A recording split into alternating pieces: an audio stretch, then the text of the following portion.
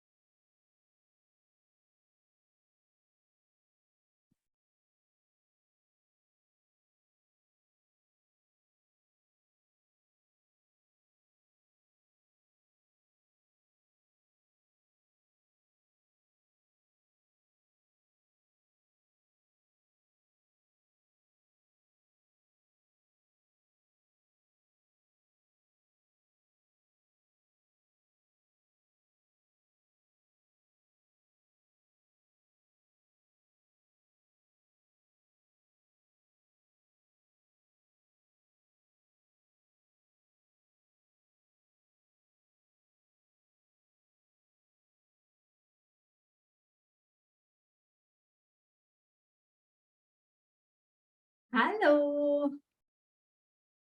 Remember to unmute yourself. Right, 2 wee seconds. I'm just going to pop it on the Facebook as well for us. So it's really weird. It doesn't let me do it prior.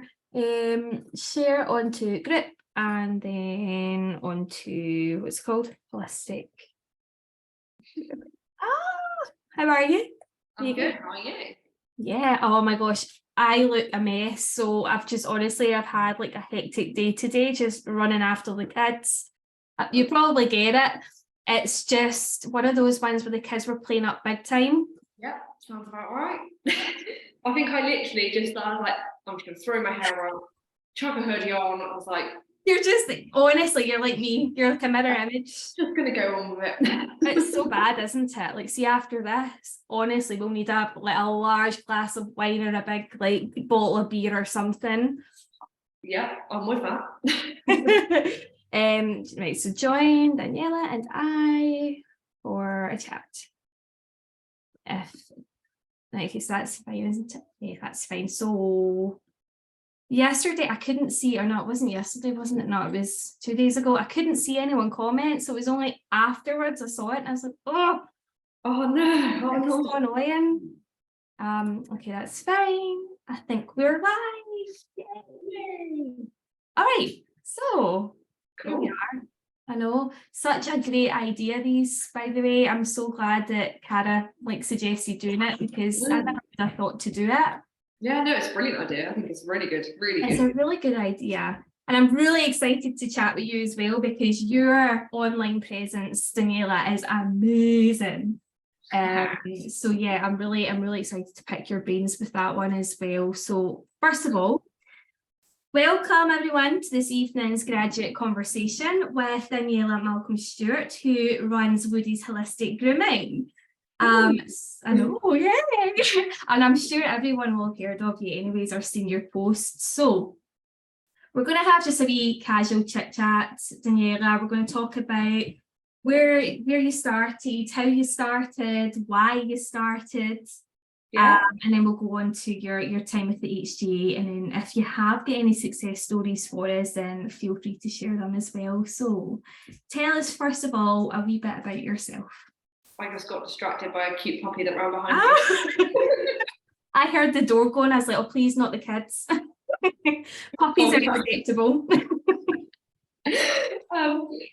So I started grooming back in 2018 now. And essentially I had no intention of being a groomer. I worked in an office in comms, and I basically have a collie cross who is nervous of life, scared of everything.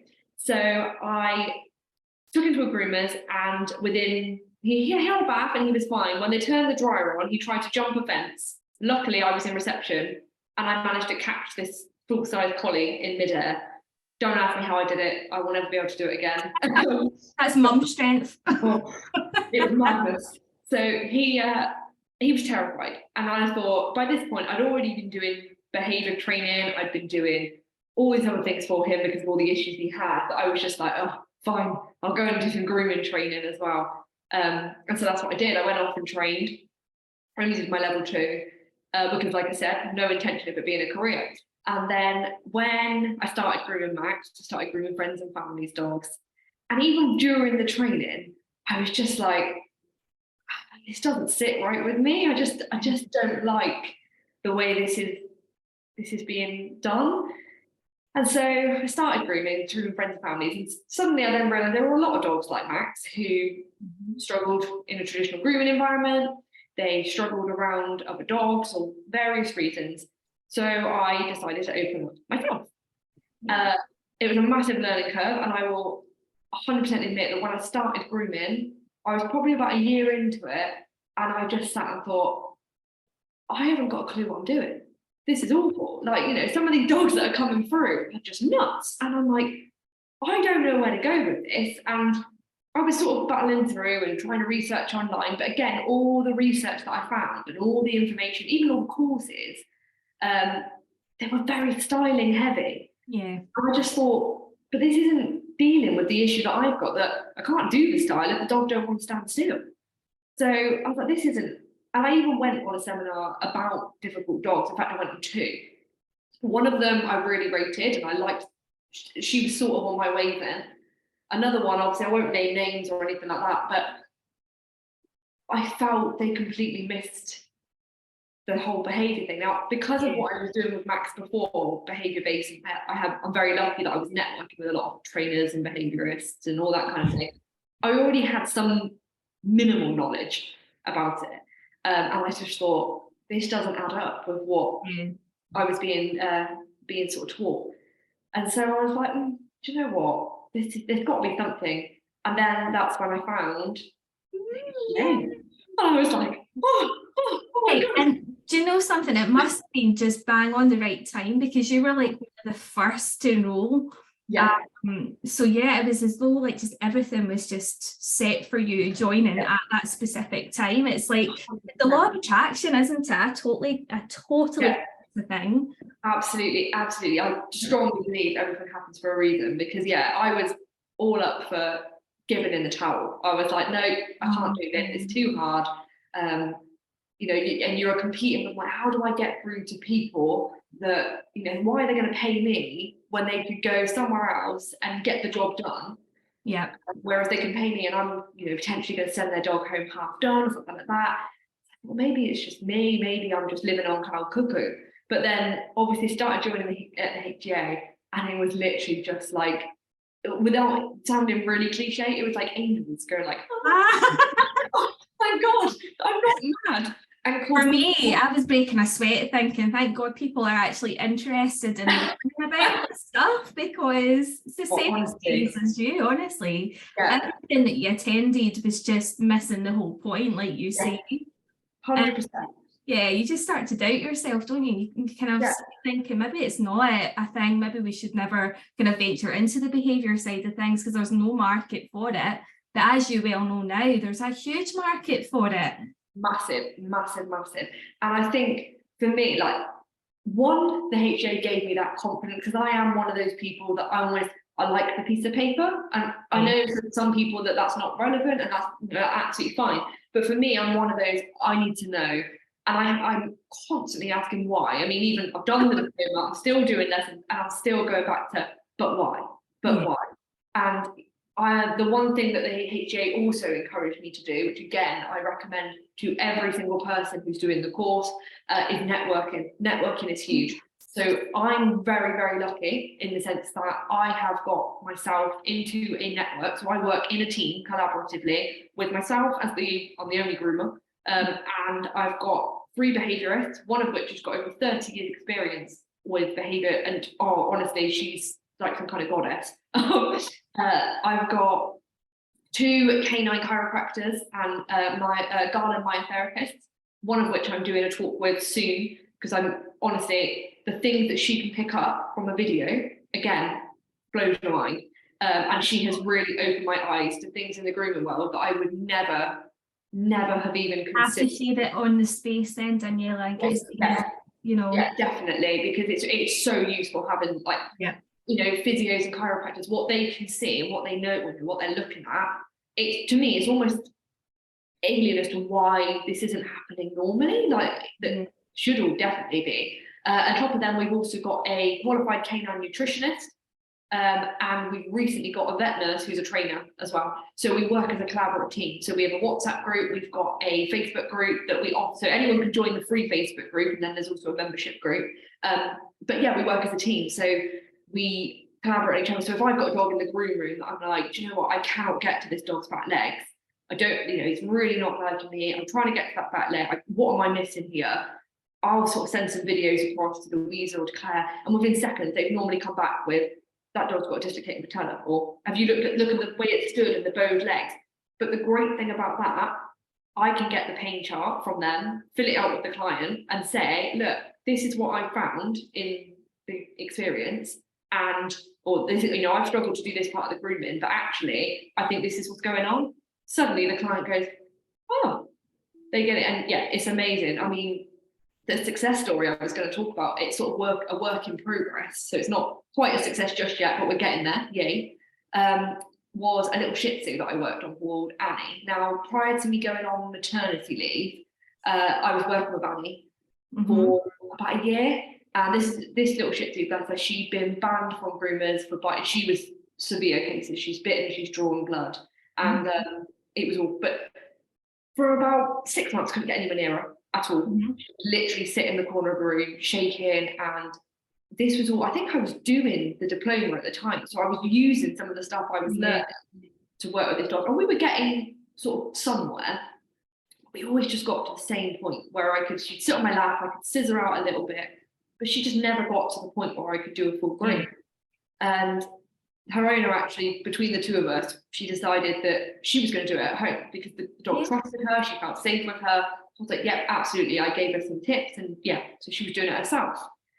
Obviously, I went on maternity leave, and then I came back, and she contacted me and said, actually, the dog's been, she was on drugs from the vet, fluoxetine, I think it is, some sedative, and she's been doing a lot better. Would I be willing to try and work with her again? I said, yeah, absolutely. We'll see what she's like with the new setup and everything. Obviously, in she comes, and I think she came in for the 6-week course that I do, and she was in week 3, and I looked at her again and I said, has she always stood like that? To which her owner was like, what do you mean? I said, well, her back, she looks like a cat. Well, you know, like cats do that arch. And I thought, has she always done that? To which her owner was like, you know what, I'm glad you said that, because I thought that was weird. I'm not convinced. Can you, I said, leave it with me. I don't know about this. Sent all these pictures. Obviously, off she went, got in contact with one of the chiropractors. sent her the pictures, and the behaviourist, one of the behaviourists is also working with her. And we had a chat between the three of us, the behaviourist, chiropractor, all of us, to which Louisa's then gone in and said, yeah, something's not right here. They went back to the vets. They have finally, after 5 years, diagnosed she had Guardia as a puppy, and it's come back. And she's got all of these issues. She's got overcompensation in her spine. She, honestly, the list, it's sad but amazing at the same time. But they've got literally like this, of all these stuff they found for this dog. The woman came in on her 4th session, burst into tears and said, "Can I give you a hug?" And I was Oh, bless her. oh, like, yeah, of course she can. And she went, honestly, The only physical contact we get. Yeah, and honestly, so now she has got a behaviourist with her. She's got the chiropractor with her. She knows I'm here when it's time, because we're parking the grooming for now because they've got the health issues are a priority. Yeah. But honestly, it was such a game changer. So that is my biggest piece of advice to anyone: is network. Network. Find out those people that are around you. They want to work. The behaviourists literally bite my hand off.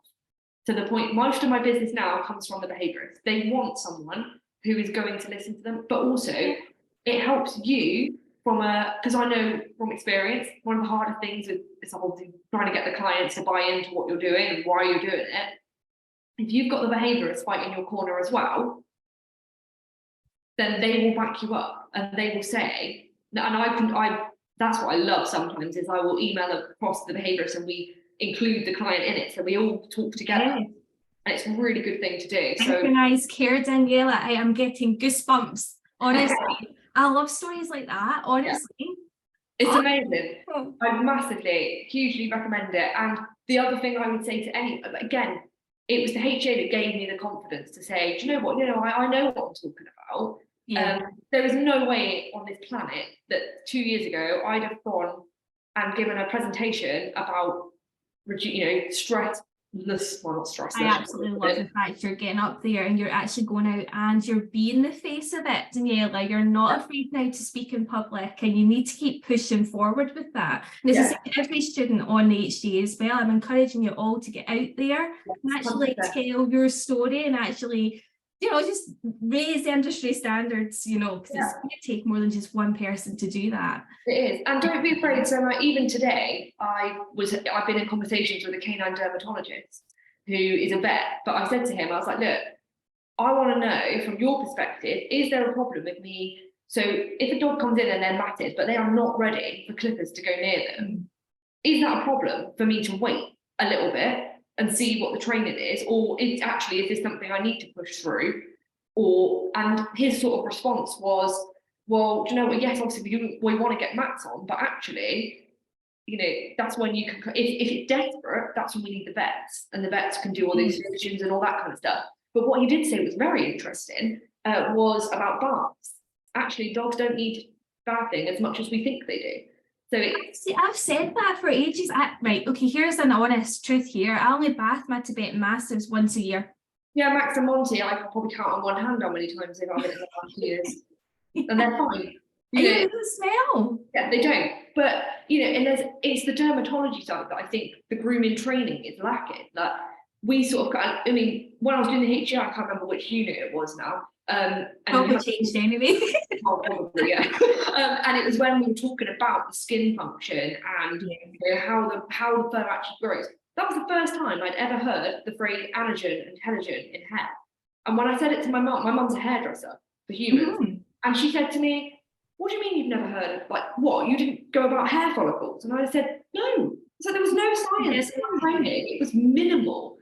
You've been on to do the data course as well, haven't you? Yeah, so I'm doing I've done the level 1, I'm doing level 2 now, and that has blown my mind.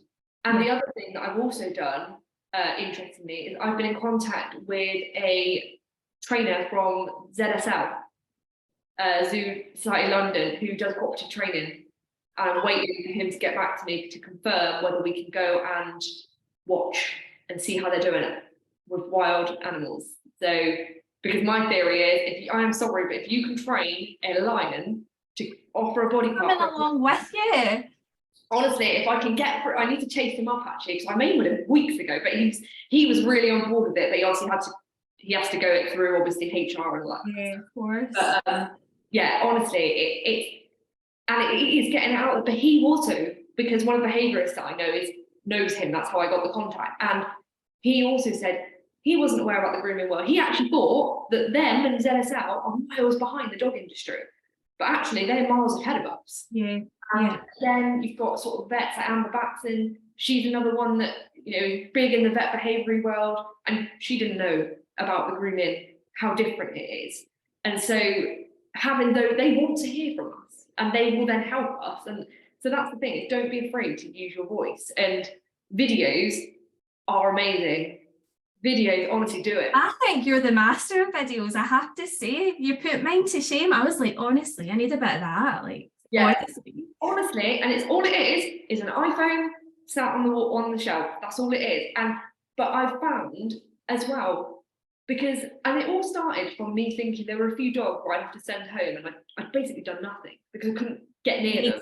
You need to show what you've done. Yeah, 100%. And I thought, how can I tell these people that I haven't literally just sat on the floor and done nothing, that I am doing things. But also the other thing is you can look back on those videos when you read, because obviously it won't let you post an entire 2-hour groom on a thing, so you do have to sort of tweak and edit and things like that. I still try and keep it as honest as I can, so if there are moments where the dog sort of backed off, I'm not going to take that out or anything like that. But you can look back on it as well and say, oh, I missed that. I mean, I've done that so many times where I've gone, oh, that was lucky. How did I not catch that? But also it is that, why did it go wrong? And then you can compare it. You can send it to your network. So for example, on Facebook, you've got the Facebook group, the HGA one, put the video up and say like, look, am I missing something here? Yes. Because someone else will probably look at that video and go, actually, have you noticed that dog's walking funny? Or actually, that dog who is play bowing and you think they're playing, actually that's an appeasement behaviour. They are trying. I had one today where I noticed a cockapoo puppy that I'm working with. I was clipping her neck. When I got to her right shoulder, her whole body almost like spasmed. And I was like, oh, that's not weird. That's weird. But then I said it to the behaviourist that she's working with. And I said, she's stretching a lot as well. But actually the stretching we don't think was to do with the clip. There is something going on with that clipping, but the stretching was more of an appeasement behaviour. That was actually her saying, can you, back off a little bit? I mean, the amount of dogs that are licking a groomer's face and they'll go, oh, no, they love me. They love me. And I'm going, back up, back up, back up. Oh, yeah, it's mad. But yeah, film them. Film what you're doing and show your clients, show them what you're doing. And I think half of my business now has come from, like I said, the behaviourists. And I mean, for one, I will laugh. I did have some people who said to me, my dog's got no grooming issue. They've been groomed all their life, they're fine. I just want to see the video. And I literally cracked up laughing. I was like, okay. And yeah, fine. But actually, it was interesting because when the dog was given a choice in a grooming setup like mine, they weren't that fine with it. Actually, they were a little bit more like, which makes you wonder, and she even said herself, oh, maybe she's not that exactly on it. And I said, but then again, this is the problem, is the misconception of a dog who's been flooded because they have no other choice, who then looks like they're happy. Emotionally shut down. Yes. I mean, I always use an example of a miniature schnauzer that I used to groom. She's no longer with us, sadly, but she was an ex-breeding dog. And for the first few times I groomed her, she was, I'll say in terms of a traditional grooming dream. You know, she stood like a statue. And, you know, you could do it. And I remember for ages thinking, this doesn't feel right. Like, I don't, but she was obviously, because she was ex-breeding, she was kept in like breed standard to like ridiculous, and she was rescued by her owners. And I remember the first time she grumbled at me. It was like the smallest little groan. And I was like, yay! Because I actually felt like she trusted me enough. Yeah, to actually say, yeah, I'm uncomfortable, which meant I could then get her down from the table, which I don't have anymore, but I could get her down from the table and she could have that break. And suddenly the relationship between us just changed massively, because she was almost like, oh, you could almost feel that breath where she's like, I've got this now. 100%. And yeah. Daniella, take me through the difference between your setup prior to having your maternity leave to No. the crazy refurb. Oh, it was amazing. I'm honestly, it's so exciting. So obviously when I did the diploma, one of the things was about designing your setup and learning about what dogs saw, what dogs did. And me being me, the wheels started going, and I'm thinking, do you know what? There's so much I need to change. Your husband must hate us. Oh, honestly, it was so funny. But I am lucky that he works in plumbing and tiling, so he Brilliant. created the masterpiece. But yeah, so basically I decided I had a hydraulic table, which was great, and you know, it did the job. For me, it didn't actually go low enough. You can get ones that are a lot lower than the one I had, but it didn't go quite low enough. I had a dog who had hip dyspraxia, and she was forever jumping up and down. Even though it was low, she was still jumping on it, and I really didn't like her doing it. And then part of the course, I learned about the colour scheme, like what dogs see. So they see in shades of obviously blue, yellow, and I learned that the colour white turns up as fluorescent to them. So there's me sat there looking at my beautiful walk-in shower that I had, that was pure white with a spotlight over top of it. They can't see much, I yeah. was like, we can't see it.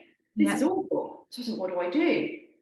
And so I started thinking, and I was like, right, I want my dogs to be able to move around without me, so I don't need to lift them. So that includes the little dogs, and the big ones can get up and down. I want them to be able to get in and out of the shower, but for them to be able to get in and out of the shower, I need to make sure the floor's safe. So what do? So I looked into all different options. The one I really wanted was way out of my budget, so I couldn't get that one.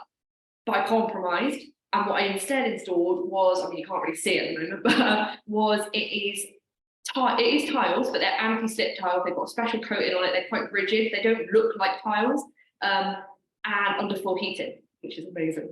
The arthritic dogs love it because it's warm, so they will just lie on it. But the most important thing, dogs can get in and out of the shower, and the water dries really quickly on the floor, so I don't have to worry about them slipping or anything like that. So that was the big one, as I got the floor done. The walls all got changed to blue tiles and grey tiles to make sure that they could see it, because I wanted the dog. And I literally sat in the tiling shop. The man thought I was mad, where I said, I had my app on my phone, so there's an app called HD Dog Vision, which you can use to see a sort of rough idea of what the dog sees. So I sat in this tiling shop with this book, and he's going, how can I help you? And I was like, I need blue tiles that are easy to clean, and I need flooring that's anti-slip, and I need it. And he said, oh, okay, what's this floor then? And I said, oh, it's a grooming salon. And he sort of looked at me like I was mad. And I was like, no, it has to be blue and grey. No, that's too light. No, that's too dark. Oh, like, no, I need this. And eventually, obviously, we got it all installed. And I mean, I can you can kind of see the tiles behind me with the big W. And yeah, so that was all the walls to make sure the dogs could see it and it was easy to clean. Then came my baby. Yes, you should patent it. Yeah, she is. Wow, I love it. I love it so much. So that is my bespoke table. So that table was built by an amazing woman called Sarah's Dog Training Creations. She built it, but it was designed by myself with the help of the chiropractor and everything, because I said I wanted a table that the dog could get up and down on. So annoyingly, the ramp is a lot steeper than I originally wanted because of space, but we're looking at a way we can raise it slightly. Mm-hmm. The other thing it also does, which hopefully you'll be able to see, so all of these sides so cool, come up and down and they clip in together. So on the other side as well, they do that, so that dogs who need that little bit more you can put that up. But that table gives those dogs complete freedom to get up and down. Honestly, watching the dogs come in, they come through the door, they run straight up. I've watched them. Yeah, they absolutely love it. They think it's amazing. And knowing that they can get down when they're ready and they can get back up when they sort of are ready to come back. And they always do. They do come back. They come up on the table and they're like, yeah, all right, I'm ready now. And you know, the tiles were great because I can get licky mats that stick to the wall. So that's another one. I mean, I can kind of show you the shower if it will let me turn it around a minute. So here's my little walk-in shower over here. So again, it's got the drying cabinet. So again, it's a ramp. They can get up onto it. The water all slides down and back into the shower, so I don't have to worry about But yeah, it was a work in progress. But even the lights in the ceiling, I made sure that they were bulbs that most replicated daylight, because I knew that dogs needed, they needed the natural daylight, and we need it as well. It's like we have to look after ourselves too, which is the one thing I would say as a, this setup is great. I love it. The dogs love it, but it is hard. And so I have got myself a chiropractor, which I never would have done before, but I now know important. If I'm feeling pain and I've got that sort of negative vibe, the dogs are going to pick up on it. They know that I'm in a bad mood or whatever. So I have to, it's really important that I sort of take that responsibility as well. And so, I do make sure I'm getting the fresh air. And one thing I want 100% say, and it's funny, I don't know if it's ever been included in any videos, mainly because I think some people might think I'm mad. There have been times where at the beginning of a group, if the dog's really stressed out, I'll literally just sit, close my eyes and breathe. Just look out the window and breathe. And 9 times out of 10, the dog will come and sit next to you. Because they'll go like, oh, okay. Yep. Maybe this is okay. And being on, and my clients know I do that. They know I'm nuts, so it's fine. But yeah, I mean, the setup was great, and the dogs have had a massive change, I think. So you don't regret it then? It's been beneficial. No, don't get me wrong. There's parts of it. There are some days where I'll just go, do you know what? If only. But I also look at it on a different way, because those are the days where before, when I had the H bars and I had the restraints and all that kind of stuff, when I was feeling a bit like, oh, I can't do this, I might well have done and said, do you know what? I'm just going to quickly do it. One time won't hurt, yeah. I've taken that. So not only was the setup good for the dog, but it was a way of pushing me to say, you can do this. Yeah. And I do look at people like Shirai Patel and obviously John Mackey, the guy from ZSL. You look at the work that they've put in to those animals, and you think it is possible, but you have to sort of be realistic at the same time as the owners have to put some, the guardians, they need to put things in too. You can't do it all on your own. I mean, one of the things I offer now is my 6-week course, where the dogs come in for 30 minutes every week for 6 weeks. We show them different, some of it, if it's puppies, it's about introducing like the normal environment, but for some of the trauma cases, so the dogs who've got like fear stuff, that whole counter conditioning isn't going to work for them. They need a safety thing first. So the grooming goes out the window. We don't groom in those 6 weeks. What we do is teach things like a chin rest, or we teach scratch board, or we teach how to stand up. I had a visitor that's just finished the 6-week course who used to get ear infections all the time. So actually, she didn't really need grooming. She doesn't really come to be groomed, but she came to me because she liked the way I was working and wanted some help to help her dog, one, be able to have her nails done, and 2, be able to go to the vets and have obviously these ear drops and things. And so by the end of the 6 weeks, it was really funny. I was only asking for a 5-second chin rest. I mean, this visitor was unbelievable. Her owner came in, we've got 20 seconds now. I said, sorry? She said, I can do a 20-second, and she can do a 20-second chin rest with this dog. And we were using the 1-2-3 method. So 1 was her chin, 2 was me lifting up her ear, 3 was me looking, and then she got the reward. She then used that to trim her back legs as well. So she was doing and so now she's done scratch board to her front paws, which she is brilliant at. You actually have to take it away from her because she gets too excited. And then her owner can now do her back legs. But that's because everything the owner stayed for every 30-minute session. She watched what I was doing. She went away and practiced it. That's good. That's the other thing I will say to any guardian who comes in. Yes, it's a 6-week course. That doesn't mean at the end of 6 weeks your dog's going to miraculously be groomed. How fast it happens will all depend on how much work you put in outside as well.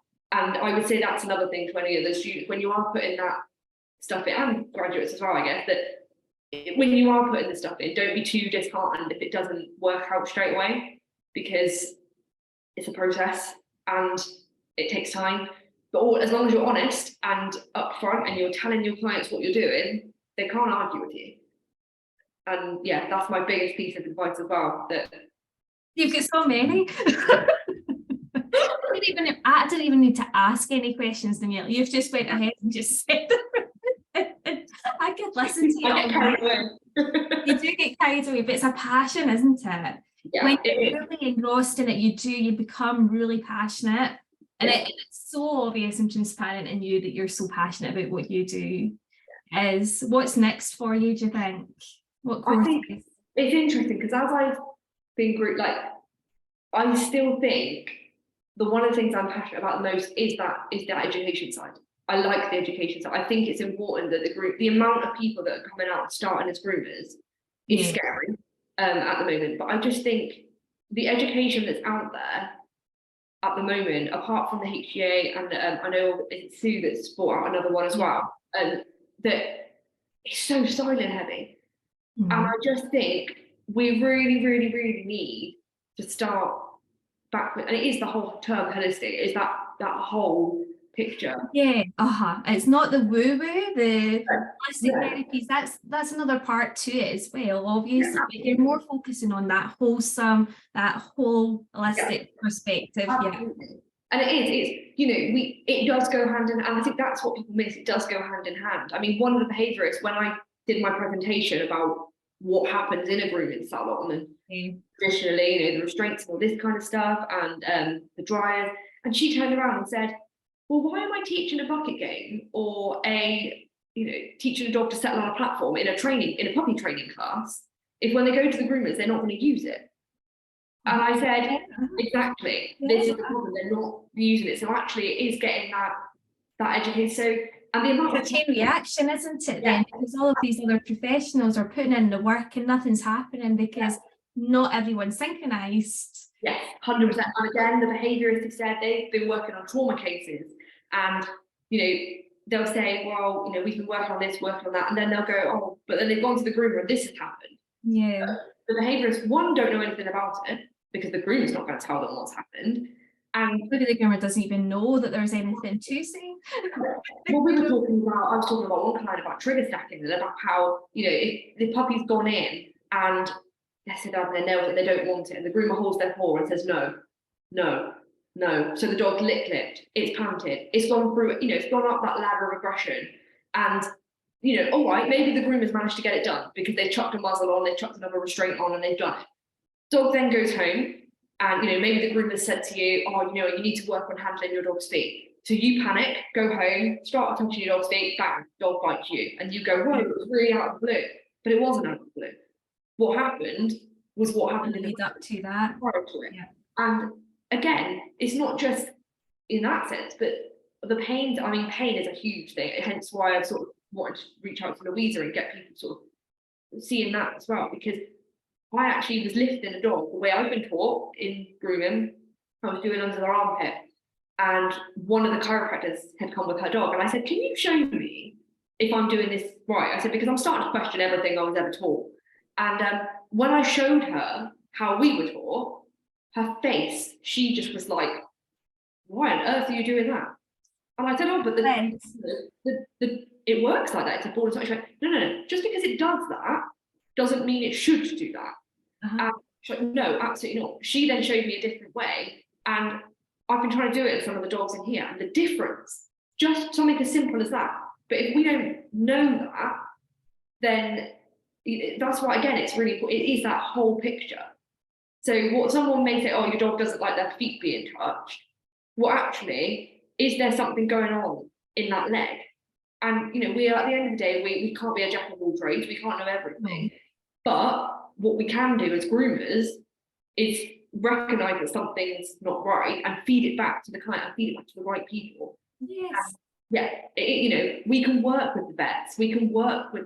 They want to work with us, and I think that's what going forward. That's what I want to do. Is I want to get that message out and help get more people looking at the wider picture, and that's a wholesome approach with cooperative care.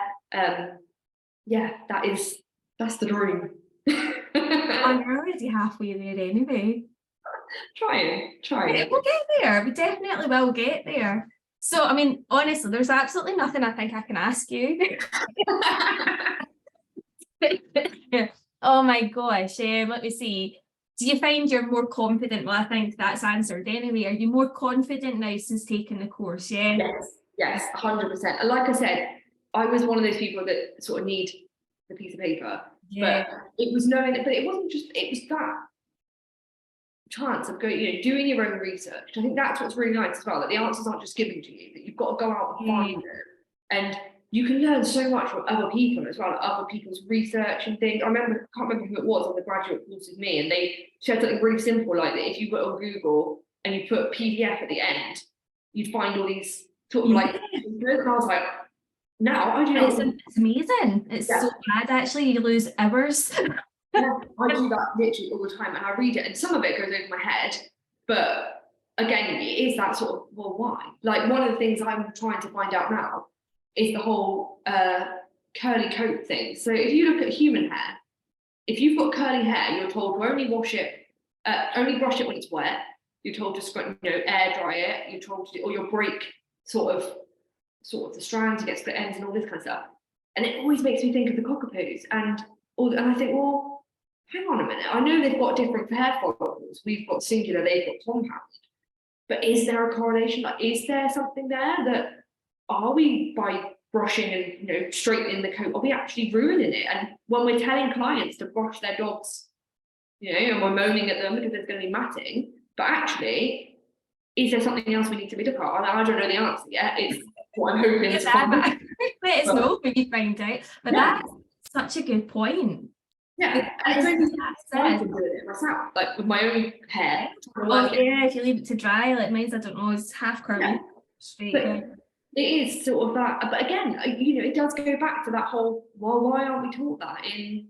And like I say, I've only done my level 2, but to me, your level 2 should have been your theory stuff. It should have been. That's what it's intended to be, isn't it? Level 2 is theory, level 3 practical. Yeah, I think for me personally, and I think, which is good about the HGA, because it does go into that other stuff. It covers the behaviour, it covers the science, it covers the grooming stuff, and actually the styling bit is not really that relevant. It was pointless anyway, because you're getting taught the styling. That's all, like you say, it's all focused on aesthetics. It's all focused on styling. So we want to provide something that fills in the gaps of that, and actually, set solid foundations for what you've learned in, grooming college or whatever it is. But there's such a lot of it lacking, honestly. And even the things that we are taught, like you say, are completely outdated. They are, to have it there so you know how you're safely, handling equipment and things like that, because we obviously, as an online course, we can't teach you that, but at the same time, it's not the most important thing when it comes to grooming a dog. No, and I think, one of the ones that I'm drafting at the moment for one of the behaviourists that they've asked me to do, and I put in there about things that if someone's grooming their dog at home, and when I say grooming at home, sort of the maintenance thing, I said, ask yourself these questions. Can your dog stand when you need to ask them to? Can your dog wait for a duration of time? Can your dog lie on their side? Because I've noticed some dogs, especially ones with hip problems or problems with their legs and shoulders, actually teach your dog to lie on their side and doing their nails when they're on their side. Yes, So it's easier. So, I'm asking these people, like guardians and such, like, can your dog do all these things? No, well, then they're not ready for the groomers. That doesn't mean don't take your dog to a groomer. What it means is don't expect the groomer to do the groom because you haven't put the work in first. Start introducing, get them into the grooming salon, having a look around, and in fact, one of the things people might look, you could offer maybe trust sessions where they just come in for like 10 minutes, meet and treat, free work, whatever. You can still charge for them because they're still using your time, they're still using your stuff. But they come in, and because 9 times out of 10, it's a safety thing. And I know there's a lot of stuff, there's a lot of information in the behavioural at the moment about safety. And, once you've got that, the rest of it kind of comes, because the dog does, if they're not happy, because they trust you. I watched Louisa, the garden my therapist that I work with, I watched her treating my boys the other day. She didn't have a single treat in her hand, nothing. She literally just sat there. She's a Reiki practitioner as well. And I will be the first to admit, I wrote a whole essay in my HGA diploma about how I did not get Reiki and I didn't buy into it. And I ate my words tenfold. after. I know you have to kind of detach yourself from the ideology of what we get, and the actual labeling of it is well can be quite off-putting. But when you look at it, just plain and simple, energy is contagious. Yeah. And how we transmit that energy is very significant. And there's loads of science to back it. Yeah. And honestly, if anyone, I really wish now, and I've said it time and time again, I wish I had filmed what happened between me and Monty, my Spanish Galgo, in that session.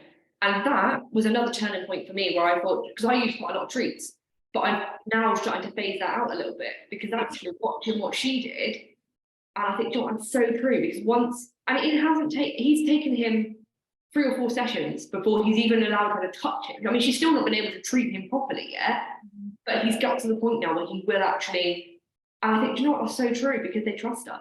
And Max, my other one, he will offer parts to her to treat. And so it is there. So I don't think there's anything bad as saying to an owner, I mean, maybe it's the term groomer. Maybe that's our problem. We need to take out the word groomer, because that isn't. I don't know if I'm comfortable with the word groomer, to be honest, because people don't take you seriously. No, I think they think we're stylists. Yeah. And there's a massive difference. A stylist is very different to a groomer. Mm-hmm. I think, we look after the whole head to toe of a dog, the teeth, the eyes, everything. And there's a lot. And I think that's the other thing. There's a lot of people going into grooming. And I think that's the thing. We almost need to grab the people at the start. Because people going into grooming, I don't think they even quite grasp just how much you need to know. It isn't just styling. There's so much more to it. There is bacterial viruses. There's cleaning your blades, cleaning your equipment. What shampoo? That's not covered that much in the actual level 2s, level 3s. I was very surprised at that. There wasn't much to do with maintenance of equipment. And it is scary. It is really scary, the amount of stuff that I didn't even think about. Because the data grooming, that is a real eye-opener with the science that's in there. And you think, this is what should be being taught. I know. So when you actually look at it, a 30-day course is just not going to cut it. Absolutely not. When it comes to what you need to know. I did a 20-week, one day a week for 20 weeks course. And looking back on it now, I just think, what on earth was I? And to think that I did not feel qualified by the end of it. And how much did you pay for it? God, it would have been in the thousands. Yeah. See, I was just over 3,000 for mine. Yeah. And you come I don't think mine was that much, but it was before it all changed, because mine changed. Obviously, it just went over to the new. It'll be more than that now as well, Daniella, after COVID. Easily. But I mean, I've done the seminars and I think they are brilliant. And don't get me wrong, I don't ever belittle style it. I think what they do is unbelievable. Oh, it's fantastic. But at least prepare the dog for that first. Absolutely. I mean, I had a dog. I was really chuffed. I think I had 2 dogs this week that I actually got to do a little bit of styling, because they are chilled. I mean, it still wasn't perfect, but I don't really care. They're the owner doesn't care. And that's the other thing that's really interesting. When you actually start talking to the owners and really explaining what it is you're doing and why you're doing it, they do sort of go, oh yeah, I don't care what the dog looks like. And actually, they're the clients you want. So if you do get the clients that say... More tips as well, I've found, honestly, since I've started actually including dog carers into the actual working practice, they appreciate you so much more. I mean, I get Christmas presents, not that you're looking for it, but I've never got that before. It was always a kind of take scenario, whereas nowadays, you really see that, that love for the groomer when you're doing these things for their dog, because they appreciate you so much. I mean, I would say I lost a massive chunk of my client base after maternity leave, which I kind of expected. I was gone for 10 months. But the ones that came back are the ones that really get it. And the ones that I've got coming in now are they're just amazing. They are absolutely amazing. The dogs that come, and that breath you see the guardian take as well, when they're like, someone's listening, someone's actually going to help me, rather than just go, no, your dog's a problem, they need to be sedated. Sedation sometimes isn't, and I'm always honest to clients, say sometimes that happens, that, sometimes we have to. Yeah. for me, giving a dog a sedative and not working on the problem underneath it is just pointless. And you could end up with a dog who, come 16, can't be sedated anymore. Yeah. All other ways, but then what happens? You know, you've got that sort of really nasty catch-22. Yeah. So yeah.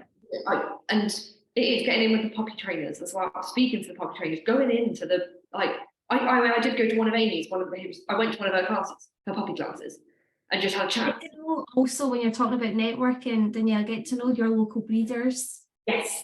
Because that's significant as well. That's why I got into microchipping, because I like targeting the breeders. And then you start getting them to hand out. You can do things like you can work on, you know, discounts for the puppies of the litter, which then can pass on and part, you know, as part of their, you know, puppy packs that they give them, you know.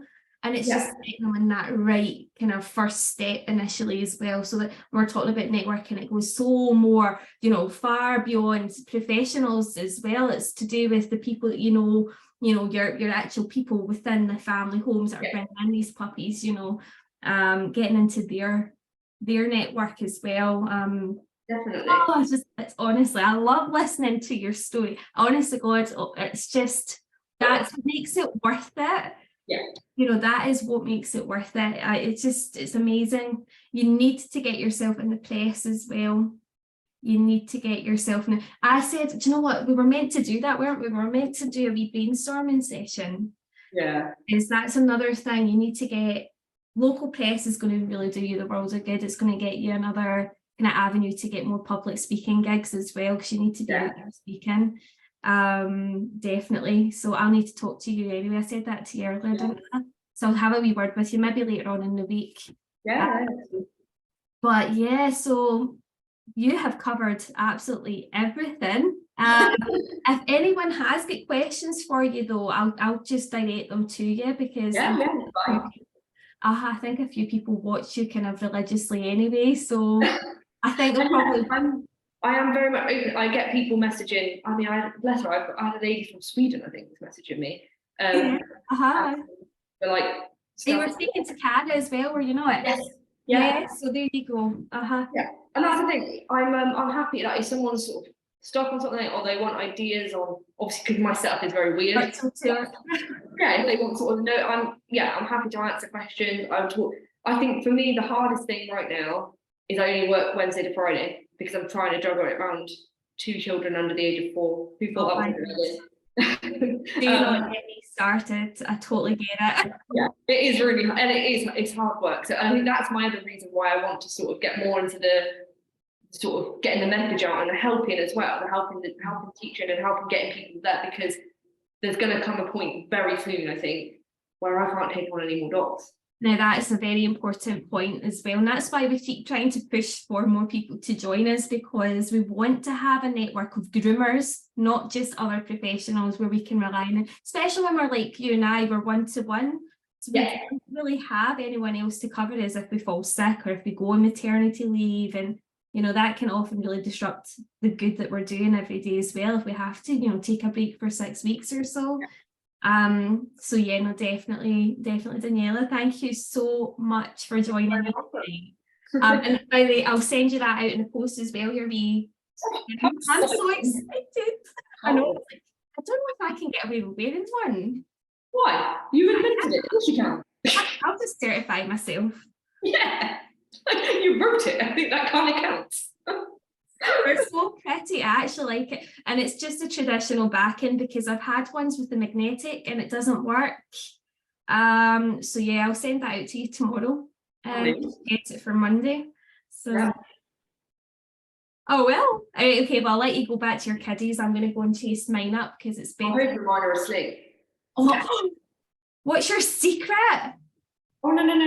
The older one will be asleep and she will stay asleep. The younger one, if I'm lucky, she'll stay asleep for another hour until I'm back again, and then she will refuse to leave me, because I actually believe that if she could get back inside, she would.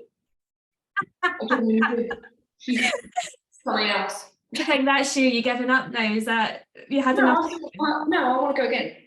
You know. No, I'm going to have to tell you this, because nobody told me the third one is the worst. What, the worst than the second? Yes, 100%. And I'll tell you something else, by the way, Daniela. Honestly, everybody tells you, but forgets to tell you when you say that you're having another. So the damage has been done. Yeah. You know, number two, they're like, well, yeah, it's hard. I don't know what happened in those 6 months after she was born, but I literally, it's bad when I think Max, my colleague, the bless him, he has aged overnight. Like he looks so old, where you can just tell he's like, not again. You can almost look at him looking at me like, if you dare do it again.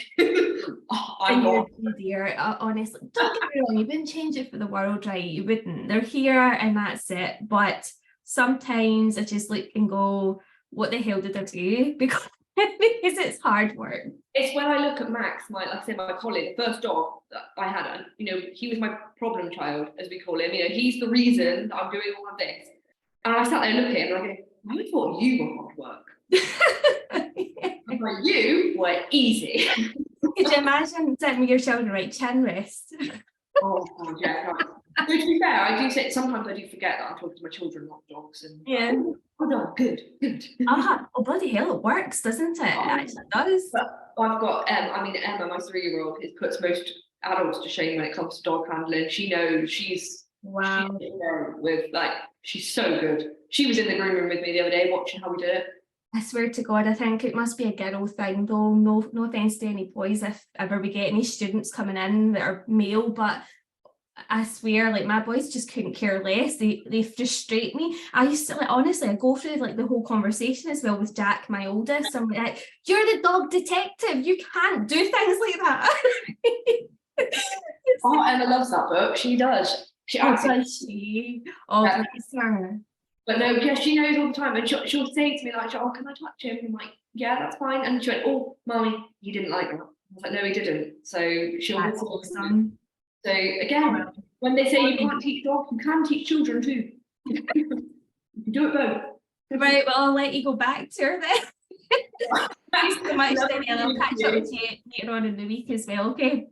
Night, everybody. See you later.